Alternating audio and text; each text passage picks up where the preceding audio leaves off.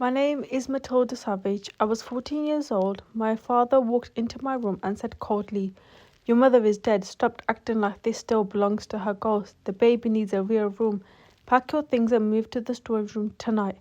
My stepmother stood behind him, filming my face the entire time, smiling. She zoomed in on my tears on the concrete floor of the water heater where I sleep from now on. Then she sent the video to the family group chat of 12 relatives with the caption, "Time to grow up and make space for the real family." I didn't scream, I didn't beg. I simply started packing. What they didn't know was that by humiliating me on camera and throwing me into that storage room, they would have just triggered the exact trap my mother had prepared for them 6 years ago. 58 minutes later, a car they never expected pulled into the driveway, and their perfect little family began to fall apart. If a 14-year-old quietly fighting back to already pull at your chest, please take a second to like and subscribe. It really helps these kind of stories find the people who need them. And drop a comment with your city and what time you're listening from. I love knowing where you are. Now let me take you back to a Thursday in April to understand why a Thursday in April unwound my father's whole life inside 60 seconds. You need to know about the wall above my bed.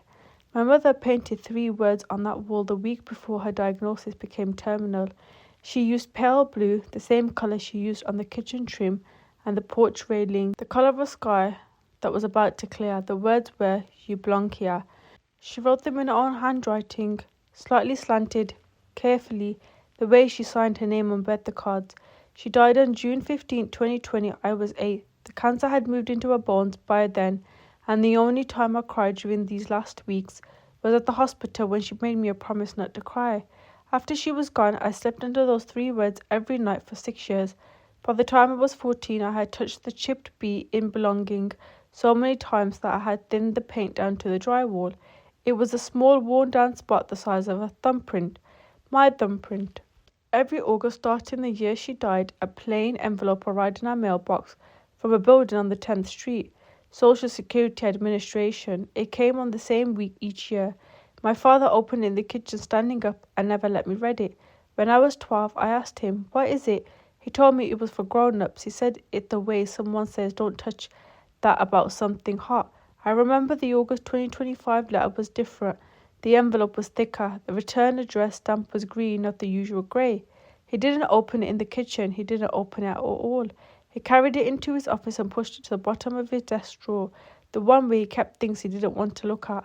I watched him from the hallway. He didn't see me. He didn't see most things by then. My grandmother Joyce lived 45 minutes north of us in a small house. She kept perfectly clean and almost too quiet until my father remarried. She came every Sunday. She bought a casserole. She braided my hair. She let me water her tomatoes. After Belle moved in, the Sunday visits got complicated, which was the words my father used. By the spring, I turned 11. Joyce was visiting once every 3 months and only on weekends when my father was at work. The summer I was 11, she drove down from one afternoon, took me to dinner with red booths, and put a folded piece of paper into my hand across the table. The words on the paper was Daisy. The handwriting was hers, but underneath the word in smaller letters that I would not see for another 3 years, my mother had written a list of rules. "You don't ever have to say what's happening," Joyce told me. "You just send that word. 3 people will see it. 3 people will know what to do." I tucked the folded paper into the clear pocket behind my library card in the back of my wallet. I never told my father it existed. I checked that it was still there every Friday for 3 years. I never used the word. I never opened the paper either. I trusted my grandma enough not to know. Once a year at Thanksgiving, Joyce mentioned a cousin of my mother's named Felix, the one who works for the government. She would say casually while passing the green beans. My father would nod without listening. He assumed Felix lived in Arizona. He didn't. Felix lived 22 minutes away from our house. In a photograph from my mother's funeral taken at the cemetery, Felix is standing behind Joyce slightly to the left, holding a mantle folder against his chest. I had seen the photograph at least 100 times growing up. I had never asked Joyce what was in the folder. I assumed it was a program from the service. It wasn't. Inside that folder were the documents my mother had handed Felix from a hospital bed 3 days before she died. He had been holding them at the cemetery the way some people hold flowers. In October 2023, the same week my father married Belle, Felix opened an internal audit flag on something at his federal office. Then, because my mother was his first cousin, he formally rescued himself. The case was assigned to his colleague, a special agent named Dorian Welker. Felix had been the family side contact for 30 months. He had not been allowed to investigate, he had only been allowed to watch.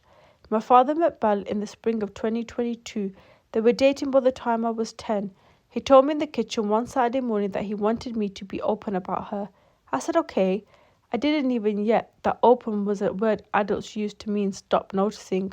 They were married in October 2023 in a venue with a vineyard and uplighting at the final venue cost of $14,200. I wore a green dress Belle picked. My mother's framed photograph stayed home that day on the mantel where she had been since 2020.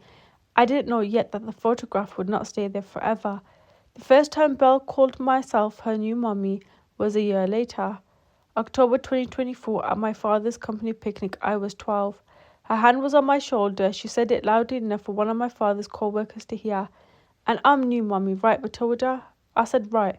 I had learned by then that saying anything else was loud and loud was expensive. The Mother's Day card came in May of 2025, 2 weeks before Belle announced that she was pregnant. I found it in the kitchen recycling, half buried under a Trader Joe's bag. The front of the card said, "To Mom." The inside handwriting, "Love, Hudson." The handwriting was Belle's. The baby it was signed from had not been born yet. He was barely a fact, much less a name. But she had bought herself a card from him and signed it in cursive. I stood at the recycling bin for a long time. Then I took a picture of the card with my phone. I put it into a folder my grandma had set up on my iCloud device 2 years earlier, labelled "Photos for Aunt Vivian Recipes." The label was a joke. There were no recipes. The folder had been waiting for evidence. By April 2026, the folder had 217 photographs in it. Over the next 14 months, things began to go missing from parts of the house that used to be my mother's. Her lawn ornaments, which were hung up on Christmas tree every year of my life, didn't come out of the box in December 2025. Her photo album, the green leather one with the gold corners, left the bookshelf in January. The watch she had worn every day of my life, a thin gold Hamilton, was a faded leather strap, and the initials LCS engraved on the back disappeared from her drawer sometime in February. I knew about the engraving because I'd memorized it when I was 10, the way I memorized other things in case I ever needed to prove they were hers. At Belle's baby shower in February 2026, I saw a photograph in which Belle was wearing the same Hamilton watch with a new leather strap. In a different photo, the back of the watch reflected in a serving tray, LCS. I zoomed in. I sent the screenshot to the cloud folder. I did not bring it up over cake. In March 2026, I saw a piece of paper I was not meant to see. My father had left a stack of mail on the kitchen counter, and a youth custodial account statement had slid out of the envelope. It was in my name, Matilda C. Savage. He told me that since I was 9 that my college savings were doing fine. He said it every November, the way you say a thing you memorize. According to the statement on the counter, the balance was $312. I photographed it before he came into the kitchen. I uploaded it. I didn't say anything. I never said anything. That was the part my father liked about me. He thought it was obedience. It wasn't. In December of 2025, an Audi Q5 appeared in our driveway, white leather interior. My father told the neighbours it was a Christmas surprise for Belle. He told his sister Carla on the phone that it was about time we had something nice. The monthly lease was $793. I knew because the lease document was on the kitchen mail tray for an afternoon, and the photograph I took of an unrelated thing happened to capture the page edge. 22 minutes away, a man named Felix, who I had never met, was already looking at a copy of that lease pulled 3 weeks earlier under a federal subpoena. The framed photograph of my mother left the living room mantel for the first time in October 2024. About a week after Belle first called herself new mummy, it ended up in the hallway on a small shelf behind a vase. Within 2 days, I quietly carried it back to the mantel. I did not announce it. I did not argue. 2 months later, it left again. I put it back again. The third time was in late 2025. I found it face down on a tarp in the garage. I brought it inside. I put it back. The fourth time, the photograph did not come back to the mantel at all. It was on the floor of my own bedroom closet. I never raised my voice about any of it. I just kept putting her back. That was the part they couldn't forgive. One Saturday in early April 2026, 4 days before the room incident, I overheard Belle on the phone with her own mother. She was in the kitchen. I was on the stairs. She said, "She acts like that woman still lives here." Damon's going to need to handle it. I went upstairs. I checked the folded paper in my wallet. The word Daisy was still there. I put my wallet back into my backpack. That was on a Saturday. The room was changed on a Thursday. Thursday, April 16, 2026 was the second to last Thursday in April. I was at my desk doing pre-algebra. I had a granola bar wrapper next to my elbow, the orange kind, and a worksheet with 22 problems left. I heard 2 sets of footsteps in the hallway. I did not look up. The door opened without a knock. I saw the first red dot, not my father. The red dot in the corner of my stepmother's phone screen, the way it showed up in the reflection of a dark monitor. Belle was holding the phone at chest height, the way someone holds a small dog. She was smiling, not nervously, not apologetically. She was smiling the way a person smiles when they have already won. My father did not soften. He did not perform empathy. He did not even use his sales voice, the one he used at company picnics. He used a tone I had only heard him use once before on the phone with a customer he had decided to lose. He said exactly what I will repeat to myself for the rest of my life.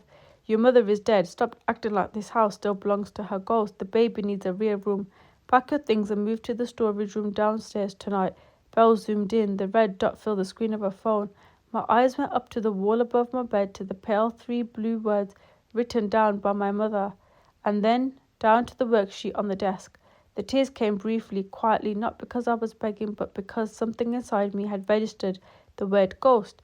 Belle behind the phone, in a stage whisper, aimed at the camera, said, "Look at her, try not to cry."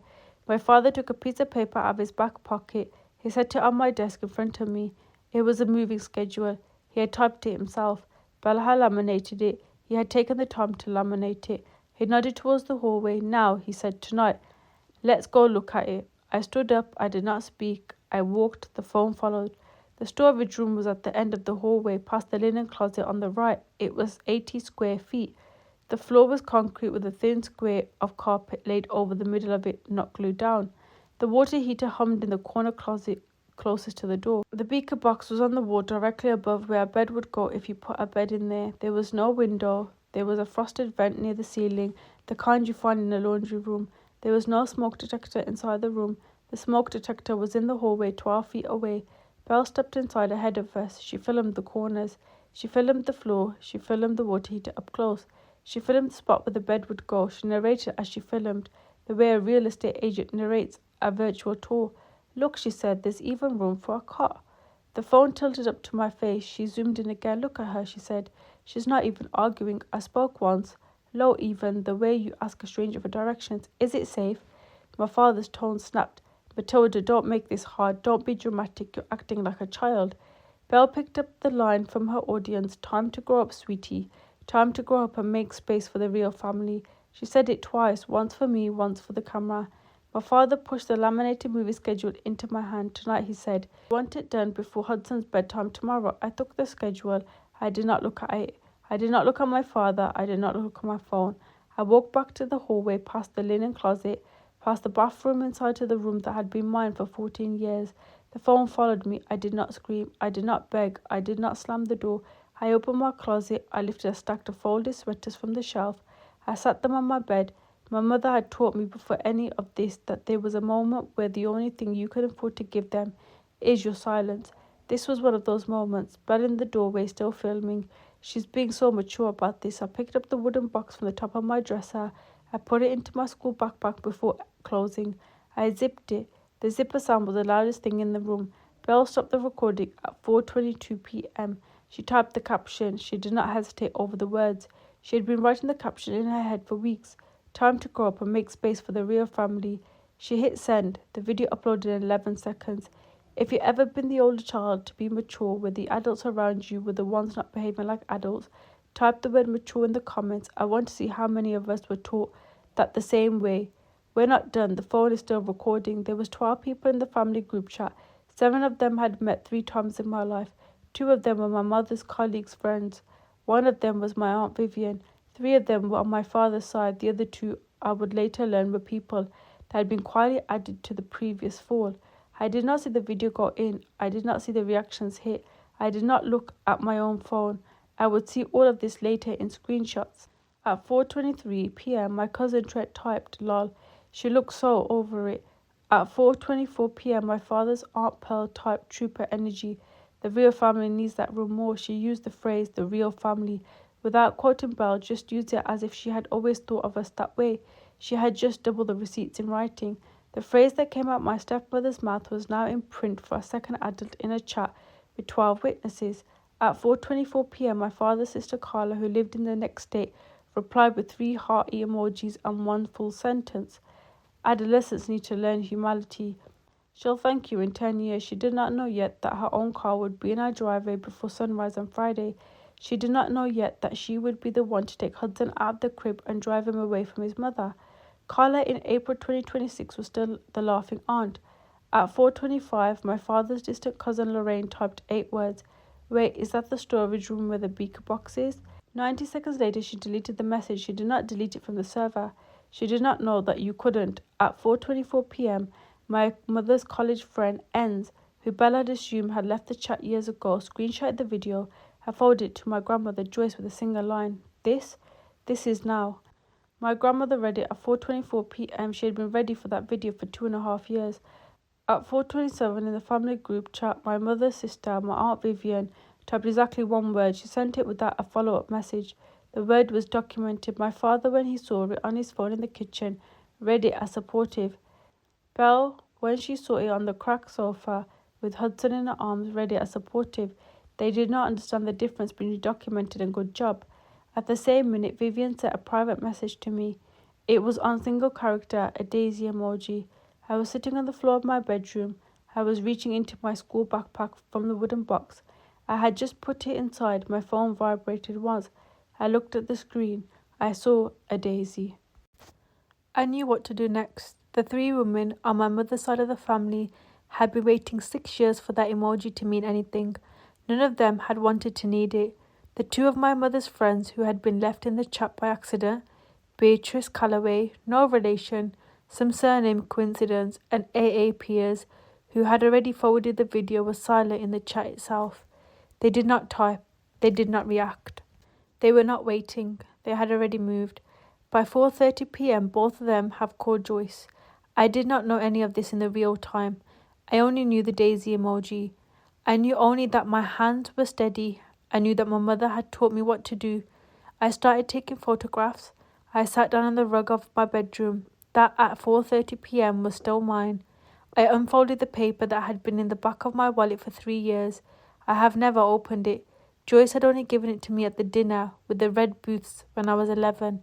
I had assumed it was still there every Friday since. I had assumed the word daisy was the entire message. It wasn't. Under the word in handwriting I had not seen since 2020 was a list of rules in my mother's handwriting. The slanted D, the tidy lowercase a, the way she made the letter G with the hoop closing instead of out. I had not seen her handwriting in 6 years.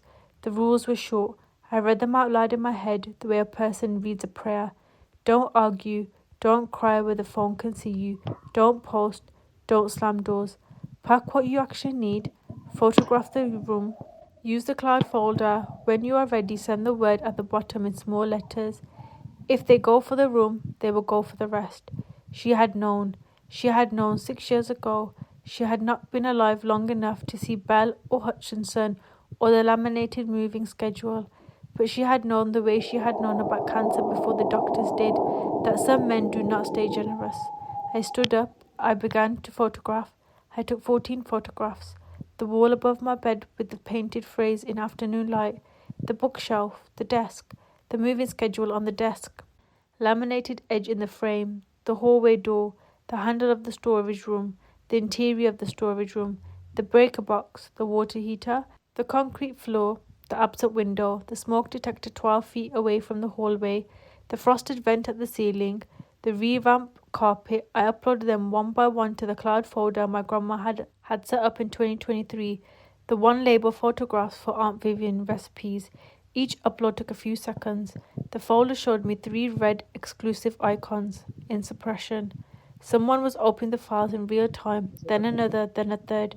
3 people were watching the storage room with me. 3 people were inside my afternoon. I had not been alone for any of it. I had only thought I was. I went back to my bedroom. I lifted the wooden memory box off my drawer. Inside, I knew was a sealed envelope, marked only with Grandma. a small house key on a brass ring, my mother's last note, and an envelope labelled SSA for you when you are ready. I had never opened the envelope. Joyce had said I would know when. I did not open it then. I put the whole box into my school backpack. I zipped the backpack. The zipper sound was again the loudest thing in the room. At 5:09, I sat cross-legged on the concrete floor of my storage room. The water heater hummed 2 feet from my left elbow. I held my phone in both hands. I typed 9 words. Daisy. 5:09 p.m. He took my room. She filmed it. Storage room.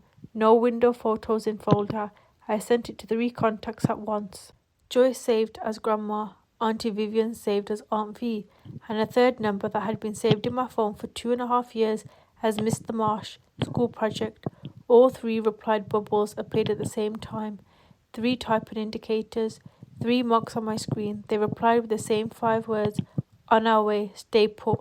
I sat there with my phone in my hand. I did not stand. I did not turn off the lights. I had folded one shirt in my bedroom. I had not begun to pack earnestly. The phone by then stopped recording me. Belle had gone back to the nursery. My father had gone back to the kitchen. I had forgotten briefly for 14 minutes the way they had been forgetting me for the better part of a year. At 5:24 p.m. my father poked his head into the storage room doorway. He saw me on the floor with 2 folded sweatshirts next to me. He saw the photograph wall in the doorway behind me. He saw a girl do exactly what he had asked. See, he said, you're handling this great. I nodded. I did not look up. He left. In the nursery, Belle called down the hall. Honey, Hudson is fussing. Come help. Before I tell you who's pulled into our driveway, pause for 1 second and tell me what you think they came from.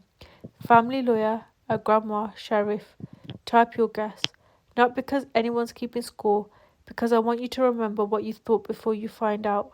I will tell you what was happening in 3 rooms 3 miles away while I folded sweaters at my grandma Joyce's kitchen table, 45 minutes north of our house. Every printout from the last 6 years had been spread out in 3 rows. 5 Form SSA 623 reports my father had signed each November, claiming he had used my benefits for housing, food, clothing and education, maintenance of the minor child, bank statements, lease agreements, wedding invoices, pottery barn invoices. Joyce was on the phone with Felix. She was reading my new photographs out loud to him one by one, the way a nurse reads our files. Storage room, water heater, breaker box, no window. The breaker box, Felix. She photographed all of it. Felix said, Joyce, I'm signing out the vehicle. I'll be there in 19 minutes. At the SSA office of Inspector General Regional Field Office, 22 minutes from our house, Felix Calloway was on the second phone with his special agent in charge.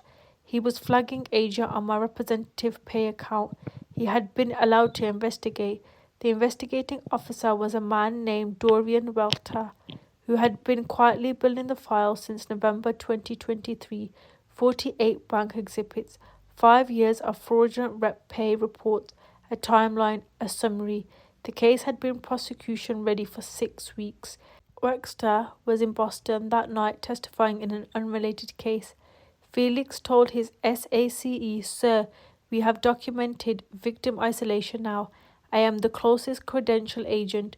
I am the family contact. I am asking for authorization to make a welfare contact only. I will not interview. I will not collect statements. I will preserve evidence and transfer the minor to the next of kin. The sack said on speakerphone 3 words approved. Protective only. Wexter is ready. Get her out. Felix grabbed the credential wallet. He grabbed his coat, navy blue with the gold on blue embroidery above the chest pocket. He left the case file in Wexter's office where it belonged. He did not bring anything else at Marsh and Holloway, PC 6 minutes from the SSA office field. My mother's family attorney, Theodore Marsh, was already moving. He had been on standby for 30 months. He answered Joyce's call on the first ring. He asked her, do I bring the trust file or the rep pay file? Joyce said both. Marsh took his briefcase down to the shelf, slid 2 mantle folders into it and put on a tweeded coat that had been slightly worn too much for April. He met Felix at the loading dock at 5:35. They drove together in Felix's Ford Explorer. Joyce drove behind them in her Subaru. She would tell me later, to be in her own car when she pulled in. She did not want to look like a federal agent. She wanted to look like a grandma. Inside the Explorer, Ma said very quietly, Felix, when Damon opens the door, please do me one favor, don't smile. Felix said I wasn't going to. They turned onto a street at 5:58 p.m. The dashboard clock was the only thing in the car that knew the time. Inside our house, my father heard tires. He did not look up at first. We lived on a quiet street. Tires were normal. Then he heard a second set of tires, then a third. Joyce is 15 seconds behind. He walked to the front window. He pulled back the curtain. He saw two cars and a woman walking up the curb from a third. He saw Joyce's Subaru. That was fine. That was Joyce. She came over sometimes. Then he saw the Ford Explorer next to her. Black, clean, parked with intention. He saw the license plate. He saw the embossed seal. He could not read the agency name on the plate from inside the house, but he knew what a government plate looked like. He had grown up on television like the rest of us. He said low into the kitchen behind him, Belle, come here, holding Hudson on her shoulder, half asleep. What is it? Whose car is the black one? The doorbell rang. The camera Belle had installed the previous September to monitor when I came home from school each day captured the man standing on the porch in a 3-second interval. Dark coat, federal credential wallet folded in the right hand, 3 letters embroidered in gold above the chest pocket. He did not introduce himself yet. He did not need to. My father opened the door. He started to say in a tone that was already cracking, Joyce, this isn't really a good. Felix did not let him finish. He stepped forward. He raised the federal credential wallet to eye level. He spoke at a measured pace, the way you would read a verdict to a judge. Mr. Savage, I'm Special Agent Felix Calloway, United States Social Security Administration, Office of Inspector General. I'm here in a protective capacity to make a welfare contact regarding the minor beneficiary in this household. The investigating agent on your representative pay account, Special Agent Dorian, is in Boston tonight. I am here in his instead. May I come inside? My father did not answer. His mouth was open. The word he was visibly trying to make was investigating. He could not get past the second syllabus. Joyce did not wait. She stepped past Felix into the entryway. Marsh passed Joyce. Marsh set his mantle folder on the small entry table, gently the way you set down something heavier than it looks. Joyce looked past my father into the house in the direction of the hallway. She said one sentence, where is she? My father said she's in her back. She's fine. Joyce said, in the storage room. My father said it's temporary. Joyce said nothing. She did not need to. The word temporary was doing all the work she would have done. Felix opened the mantle folder Marsh had bought. He did not touch any federal evidence. The federal evidence stayed in Wexler's office in Wexler's secure cabinet. Felix gestured only at Marsh's documents. He spoke directly to my father. Mr. Savage, the assigned investigator, had been on your representative pay account for 30 months. The file is at the field office. We are here tonight in a different capacity because the minor was photographed in an uninhabitable space at 5:11 p.m. today. That makes this a welfare matter.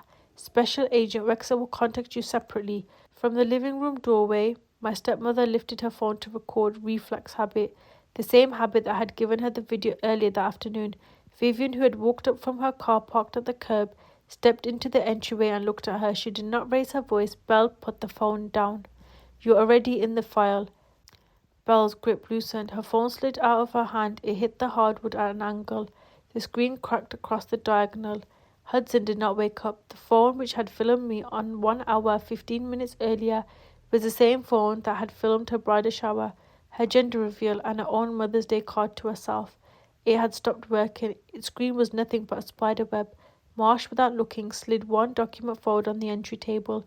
Page 1, please, Mr. Savage, your most recent SSA 623 form, signed by you on November 14, 2025. My father looked. He saw his own signature. He saw the line, funded used for housing, food, clothing, and education and maintenance of the minor child. Marsh slid a second document next to it.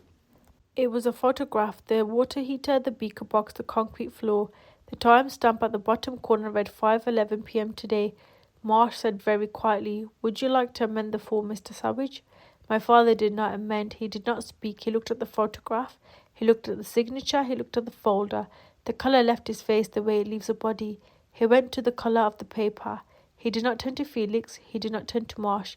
He did not turn to Joyce. He turned down the hallway and shouted, Matilda, Matilda, come here, please, honey, please. That was the part that startled me. He had never said please, not in 14 years. I picked up the wooden box. I held it against my chest. I walked out of the storage room. I walked down the hallway slowly, the way you walk through a place you are about to leave. I stopped at the end of the hall. I looked at Joyce, not my father. Marsh did not raise his voice once. He opened the folder fully on the entry page. On the top page, in 14-point font, the number that had taken 6 years to add up was writing in plain English. Total documented misappropriation of $151,200. He said $2,100 a month for 72 months. None of it was spent on her. Belle from the bottom step of the staircase, where she had now sat down, whispered, "That's not possible." Marshall turned the page. He pulled out the used custodial account statement my father had told me. Every November of my life was doing fine.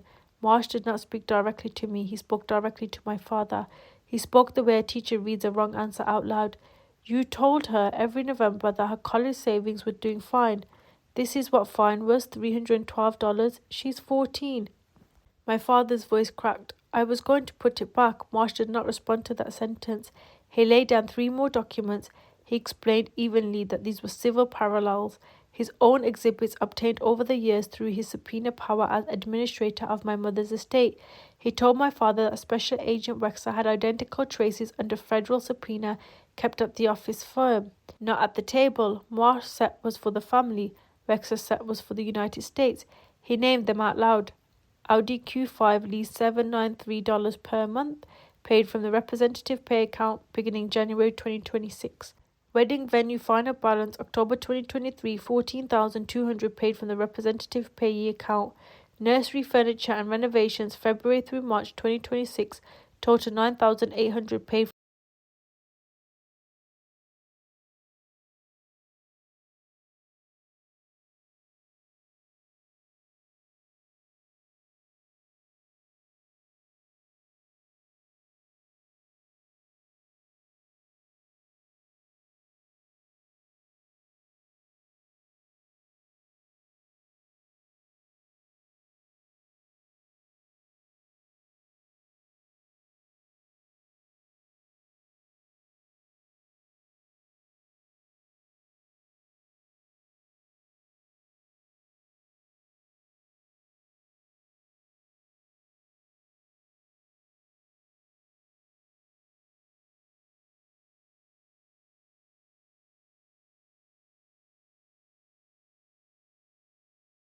For a crib, you will want a lawyer of your own, not your husband's.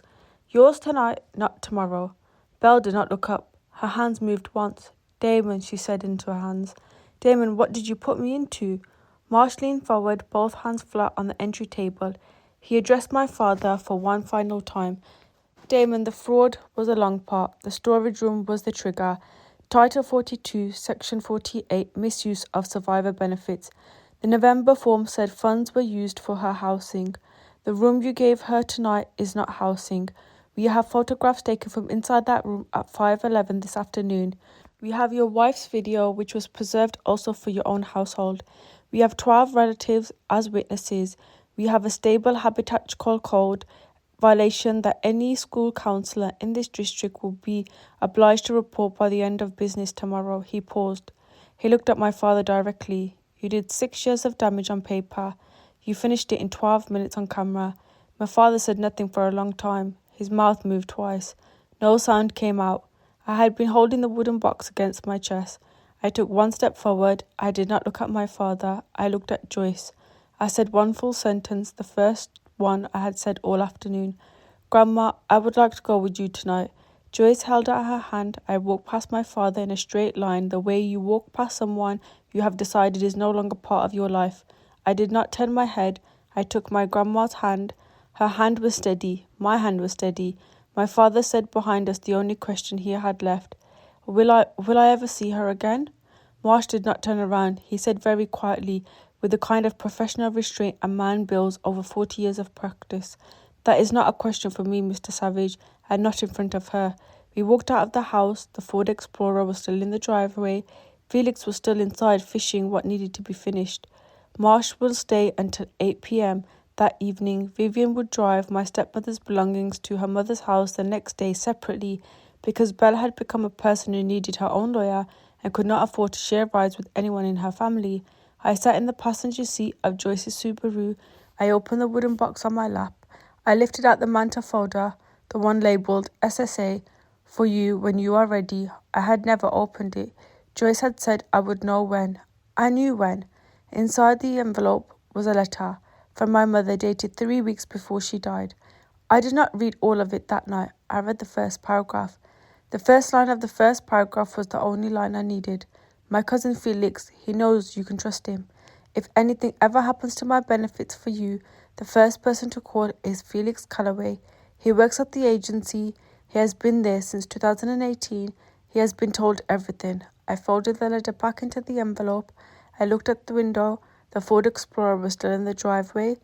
The headlights off now. The cab light on. Felix was inside our house, standing in the entryway, looking at my father across a mantle folder. Joyce did not start the car. She let me look as long as I needed. I said finally, okay. She started the car. By 7:14 that evening, my Aunt Vivian posted a single message in the family group chat. She wrote it from her car, parked on the curb of what used to be my house. What you saw earlier was a federal documentation violence of a minor child survival benefit. Matilda is with her grandma. Please preserve your messages and screenshot. They have been preserved on our end as well. She did not name the agency. She did not name the status. She did not have to. The word federal was carrying everything. The chat was silent for 40 seconds. 40 seconds is a long time in a chat that had been alive with crying emojis at 4:23 p.m. the same afternoon. Then my Aunt Pearl, the one who had typed "The real family needs that room more," typed 4 question marks. Then deleted "Vivian, I don't understand." Then deleted both of them. Then she left the chat at 7:21 p.m. By 9 p.m, 8 of the 12 people in the chat had left. Cousin Trent deleted his entire chat history and his account. Vivian told me later when I asked her about it that he probably thought deleting was the same thing as not having said it. She said it gently, the way she said most things. Delete on the phone does not delete on the server. She told me that lying in the kitchen of Joyce's house. I was eating a bowl of cereal at the time. I would not eat cereal again for 2 weeks, but that was unrelated. At 9:42 p.m, Inez Pierce, my mother's college friend, who had forwarded the original video to Joyce within 60 seconds of it being sent, called Joyce. Her conversation was 2 minutes long. At the end of it, Inez said one sentence. I overheard it through Joyce's open phone speaker. Lillian told us once years ago what Daisy meant. None of us thought she would ever have to use it. I was sitting at the kitchen table at Joyce's. I had a pen in my hand for some unrelated reason. When the call ended, I opened the wooden box. I turned the lid upside down. I wrote Inez's sentence on the inside of the lid in pencil in my own handwriting. I have never erased it. At 11:04 p.m, my stepmother Belle received a text from her own mother, Alison Hollister, who had been in the family group chat for the last 2 years.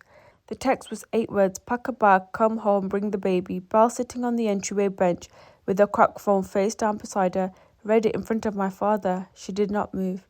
She did not pack. She sat there. Hudson slept on her shoulder throughout it. Friday, April 17, 2026 was the morning my father's sister Carla appeared in the driveway in her old Volvo. She had driven through the night from the next day over 1.5-hour run on the interstate she had not made in the last 3 years. She had seen the video on her phone at 4:25 p.m. the day before. She had typed 3 hearty emojis. She had typed adolescents need to learn humanity. She'll thank you in 10 years. Then between the heart eyes at 8:30 a.m. Friday, she had 10 hours to think about it. She walked in without knocking. She had not looked at my father. She walked to the nursery. She picked up Hudson. She picked up a diaper bag. On her way out the door, she said one sentence to her brother. She did not break stride. You handle this alone, Damon. Until you can show me you know what you actually did, you don't have a sister either. She put Hudson in a car seat. She drove away. My father stood in the doorway with an empty baby blanket in his hands. He stood there long enough for the neighbours across the street to notice. He stood there long enough for the paper morning carrier to slow down on the way past. Belle packed at 11 a.m, a small overnight bag. The Audi Q5 backed out the driveway at 11:12 a.m. She did not look at him. The Audi was gone, and so was the baby. And so was the sister, and so was the wife. And so wherever in the federal field office 22 minutes away was Special Agent Dorian Welkstar returning from Boston with his case file under his arm, about to call the United States Attorney's Office. At 12:05 that Friday, a deputy pulled into our driveway. He was not there to arrest my father. He was there to serve a notice. A single envelope from the United States Attorney's Office informing my father that the SSA investigation had been formally referred for prosecution. The deputy handed him the envelope. The deputy left. My father carried the envelope to the kitchen island. He did not open it. He sat there for the rest of the afternoon. It was there at sundown. I was not in the house for any of it. I was at my grandmother's kitchen table 2.5 feet from a quilt I had not seen since 2020. I was eating toast. If you've ever stayed quiet because something you knew was wrong, because you had been taught quieter was safer, type the word quiet in the comments, not as a confession, as a record. We were trained that way for a reason, and some of us trained well enough to use it. That Saturday afternoon, April 18th, I sat on my bed in my grandma Joyce's spare bedroom. The spare bedroom had been set up for me in some quiet way for 2.5 years.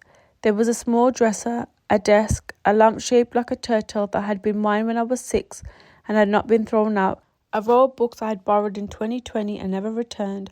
There was a quilt folded across the foot of the bed. The quilt had been on my mother's hospital bed at the end.